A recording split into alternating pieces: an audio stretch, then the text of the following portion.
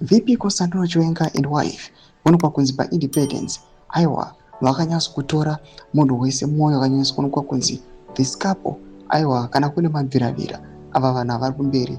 That's why ZANU-PF ichizorwadziwa. Sana pina mashoko anomudanyuka panguva ino aita kuti pamwe chete nani Mangwana ave entangled kutonokwa kunzi this guy aratidza kuti haana kufara, aita kuti even atadzi kunyora title yaMinnie below. Don't subscribe or like out on the bell icon.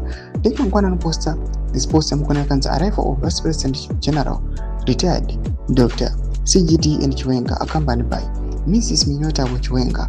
Vanopinda kunyora chiti great improvement from a hairstyle as long as it's your own natural hair, any style can fit. Vanopinda kunyora chiti dress for the occasion, second republic's job after 10 years plus of uninterrupted rule should have been to simplify, pave way for the general's attendance. Instead, the game is fully sized with a single objective, needlessly throwing thorns and snares in the path.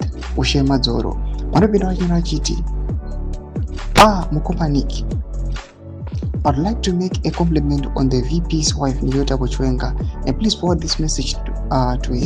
Madam, I don't know who designs and makes your outfits, but whoever that person is, he or she damn good.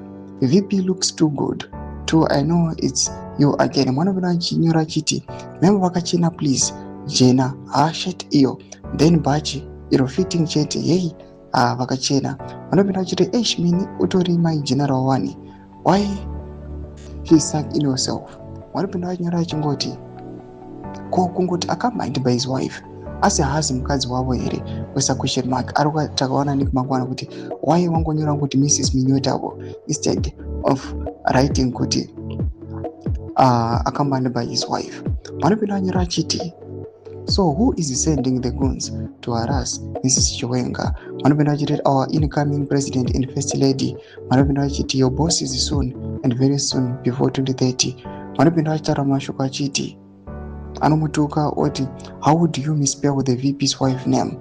Anotaura mashoko atisingati kuti titaure panapa. Vanopinda vachitaura achiti thank you Jesus, you're faithful. Dai maitoitira iri yestorm chaiyo. Pina kuma section medu zafunga muri kudii pamusoro aiwa the outfit ngakarwa na VP Constantino Chiwenga and wife. Pina kuma section medu, subscribe or like, chita on the bell icon.